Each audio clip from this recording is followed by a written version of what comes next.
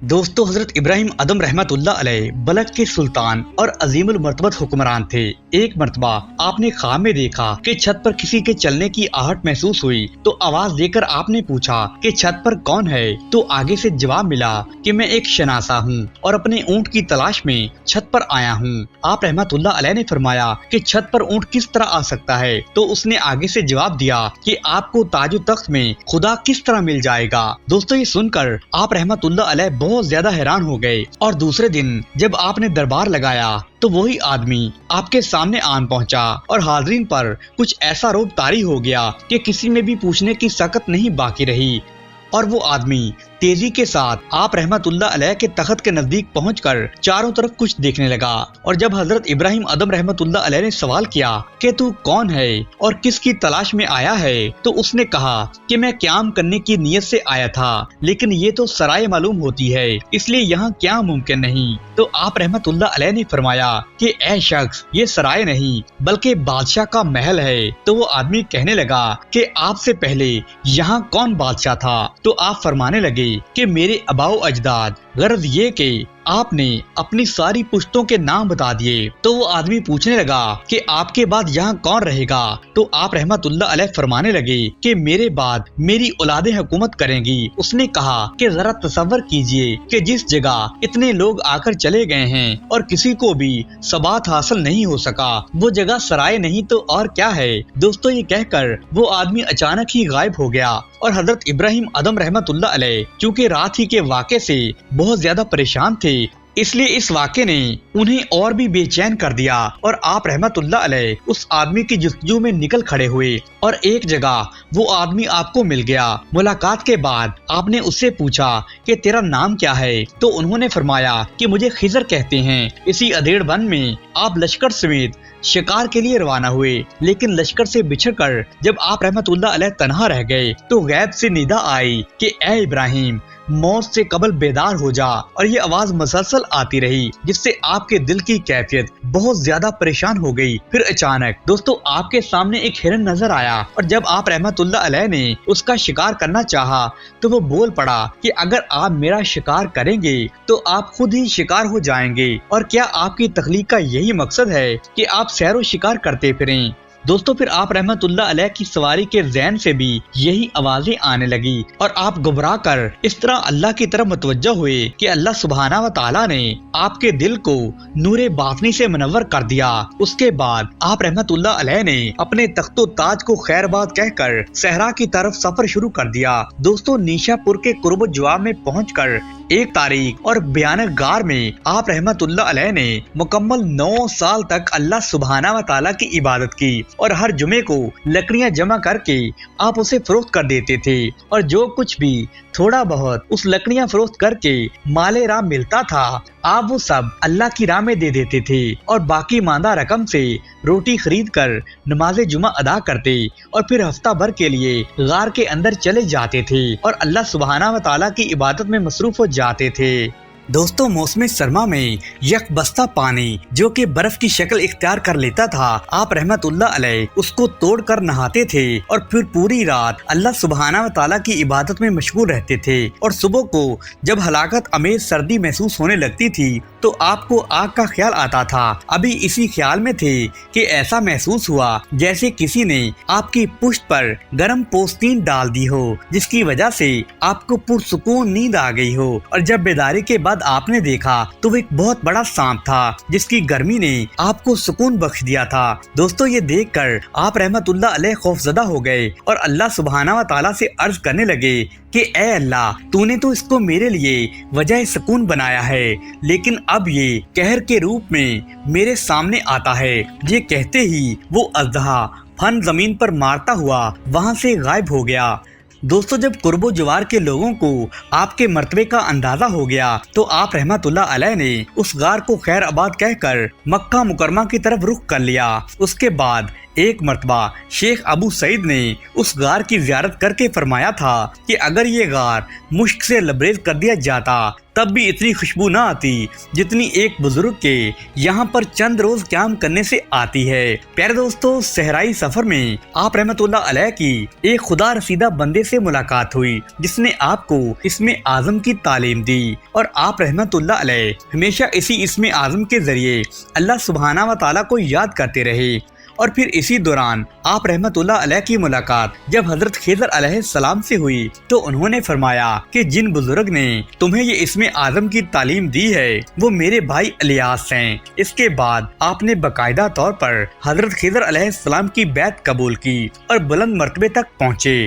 دوستو، آپ رحمت اللہ علیہ فرماتے ہیں کہ ایک مرتبہ میں بیابانوں کی خاک چھانتا ہوا عراق کے گرد و نواح میں پہنچا تو میں نے ایسے 70 فقراء کو دیکھا جو راہ مولا میں اپنی جان نچھاور کر چکے تھے، لیکن ان میں ایک فرد ایسا باقی تھا جس میں زندگی کے کچھ آثار باقی تھے۔ اور جب میں نے اس واقعے کی نوعیت دریافت کی تو وہ آدمی کہنے لگا کہ اے ابراہیم، بس محراب اور پانی کو جزو حیات بنا کر آگے جانے کی سعی نہ کرو ورنہ مہجور ہو جاؤ گے، اور قربت کا تصور بھی چھوڑ دو ورنہ بہت زیادہ تکلیف اٹھاؤ گے، کیونکہ کسی کی تاب و طاقت نہیں کہ سلامت روی کی حالت میں گستاخی کا مرتکب ہو سکے۔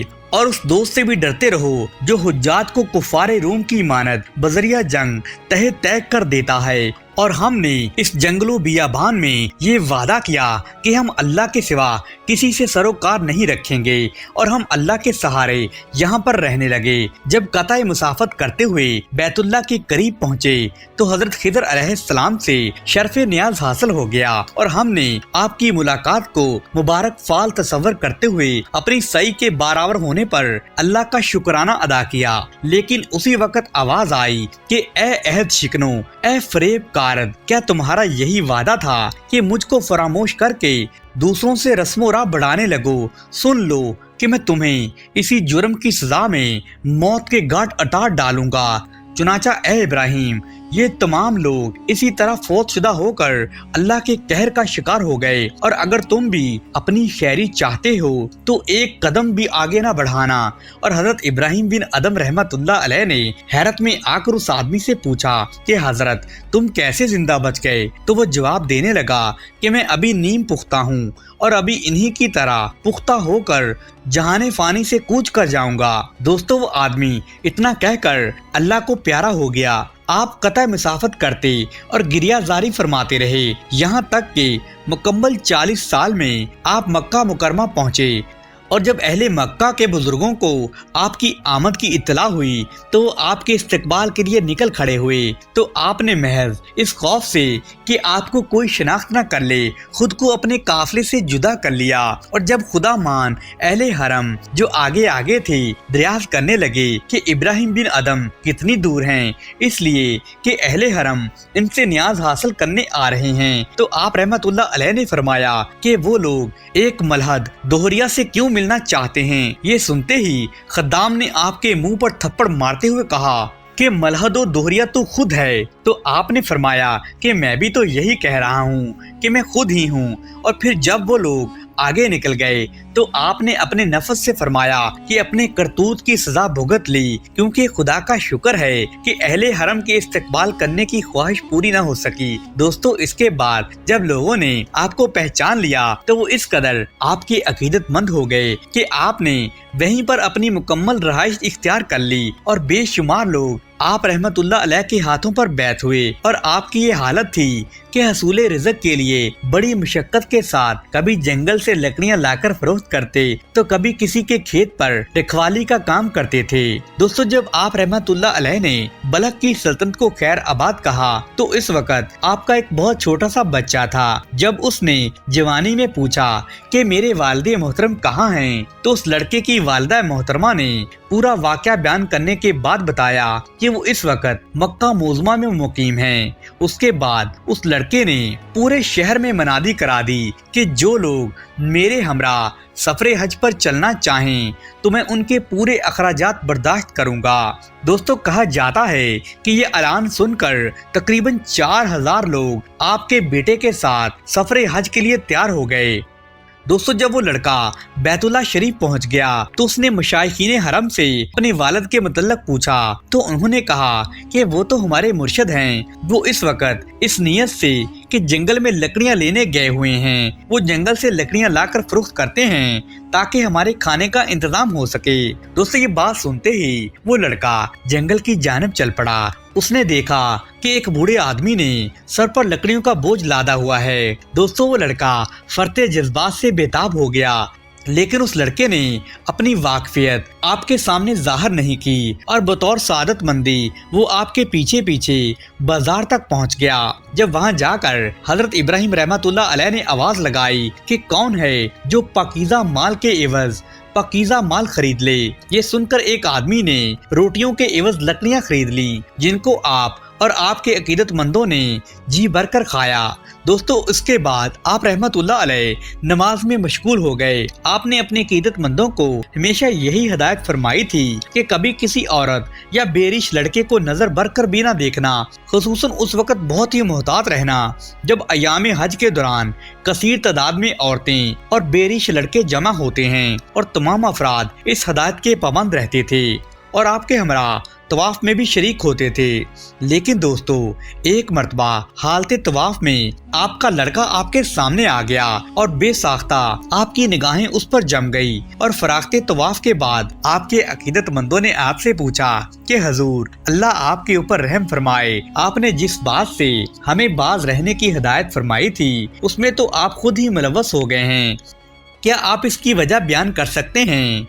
तो आप रहमतुल्लाह अलैह ने इरशाद फरमाया कि ये बात तो तुम्हारे इल्म में है कि जब मैंने बलख में अपनी सल्तनत को खैर आबाद कहा था तो उस वक्त मेरा एक छोटा सा बच्चा था और न जाने मुझे क्यों लगता है कि ये वही बच्चा है। दोस्तों फिर अगले दिन आपका एक मुरीद जब बलख के काफले की तलाश करता हुआ वहां पहुंचा तो उसने देखा कि वही लड़का दीबा दहरीर के खैमे में एक कुर्सी पर बैठा तलावते कुरान फरमा रहा है। जब उसने आप रहमतुल्लाह अलैह के मुरीद से उसकी आमद का मकसद पूछा तो मुरीद ने सवाल किया कि आप किसके साहिबजादे हैं। ये सुनते ही उस लड़के ने रोते हुए कहा कि मैंने अपने वालिद मोहतरम को नहीं देखा, लेकिन कल एक बूढ़े लकड़हारे को देखकर मुझे ये महसूस हुआ कि शायद यही मेरे वालिद हैं। अगर मैं उनसे कुछ पूछगछ करता तो मुझे ये डर था कि वो फरार हो जाते, क्योंकि वो घर से फरार हैं और उनका इसमें ग्रामी इब्राहिम बिन अदम है। ये सुनकर मरीद ने कहा कि चलिए मैं उनसे आपकी मुलाकात करवा देता हूँ। चुनाचे वो मरीद अपने हमरा आप रहमतुल्लाह अलैह की बीवी और बेटे को लेकर बैतुल्लाह शरीफ में दाखिल हो गया और जिस वक्त बीवी और बच्चे की आप पर नजर पड़ी तो मोहब्बत से बेताबाना दोनों लिपट गए और रोते रोते बेहोश हो गए। और होश आने के बाद जब हजरत इब्राहिम रहमतुल्लाह अलैह ने पूछा कि ए लड़के तुम्हारा दीन क्या है, तो लड़के ने जवाब दिया इस्लाम।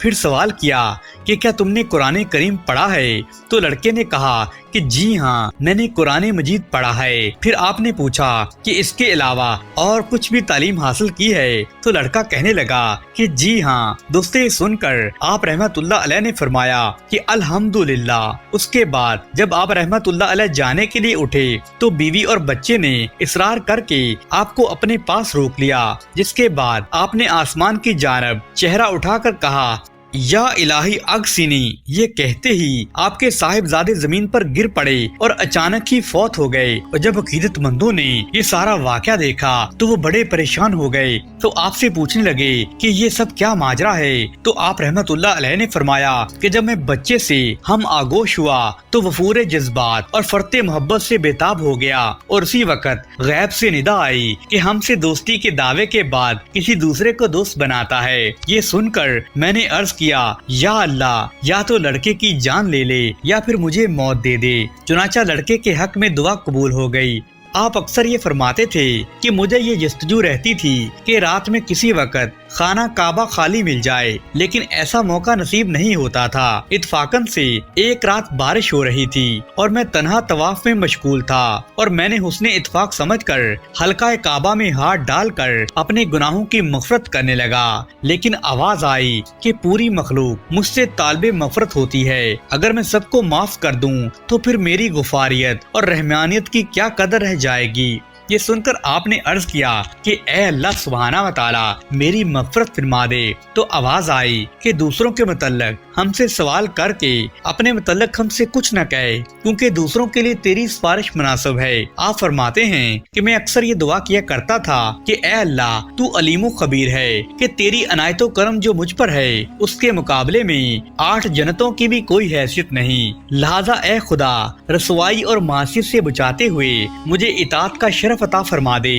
جو تیری ذات سے واقف ہے اسے کیا خبر کہ اس شخص کی کیا کیفیت ہوگی جو تجھ سے قطعاً نا واقف ہے۔ دوستو آپ رحمت اللہ علیہ اکثر یہ بات بھی فرماتے تھے کہ 15 برس کی مکمل تکلیفوں کے بعد مجھے یہ آواز سنائی دی کہ عیش و راحت کو ترک کر کے اس کی بندگی اور احکام کی تعمیل میں مستعد ہو جا۔ ایک مرتبہ لوگوں نے سوال کیا کہ آپ نے اپنی سلطنت کو کیوں خیر باد کہہ دیا تھا؟ تو آپ نے فرمایا کہ ایک دن میں آئینہ لیے ہوئے تخت شاہی پر بیٹھا ہوا تھا، تو اس وقت مجھے خیال آیا کہ نہ تو میرے پاس طویل سفر کے لیے زیادہ راہ ہے اور نہ ہی کوئی حجت و دلیل، جبکہ میری آخری منزل تو قبر ہے اور حاکم بھی عادل و منصف ہے۔ بس یہ خیال آتے ہی میرا دل بجھ سا گیا اور مجھے سلطنت سے نفرت ہو گئی۔ پھر لوگوں نے سوال کیا کہ خراسان کو خیر آباد کیوں کہا؟ آپ رحمت اللہ علیہ نے کہا کہ روزانہ لوگ مزاج پرسی کو آنے لگے تھے۔ پھر آپ سے سوال کیا کہ آپ نکاح کیوں نہیں کر لیتے؟ فرمایا کہ کیا کوئی عورت اپنے شوہر کے گھر ننگی بھوکی رہنے کے لیے تیار ہو سکتی ہے؟ اور اگر میرا بس چلے تو میں خود ہی اپنے آپ کو ہی طلاق دے دوں۔ پھر بھلا ان حالات میں کس طرح کسی عورت کو میں اپنے قریب آنے دے سکتا ہوں؟ تو ایک درویش نے آپ سے سوال کیا کیا آپ کی بیوی ہے؟ تو درویش نے نفی میں جواب دیا، جس کے بعد آپ نے جواب دیا کہ آپ بہت اچھے رہے، کیونکہ جس نے نکاح کیا گویا وہ کشتی پر سوار ہو گیا، اور جب اولاد کا سلسلہ شروع ہوا تو سمجھ لو کہ کشتی غرق ہو گئی۔ دوستو کسی درویش نے آپ کے سامنے دوسرے درویش کا شکوہ کیا تو آپ نے فرمایا کہ تو نے مفت خریدی ہوئی درویشی بے سود اختیار کر لی ہے۔ جب اس نے پوچھا کہ کیا درویشی بھی خریدی جا سکتی ہے تو آپ فرمانے لگے کہ یقیناً، کیونکہ میں نے سلطنت بلخ کے بدلے میں درویشی خریدی اور بہت ہی ازرا خریدی، کیونکہ درویشی سلطنت کے مقابلے میں بہت ہی بے بہا اور قیمتی چیز ہے۔ سبحان اللہ۔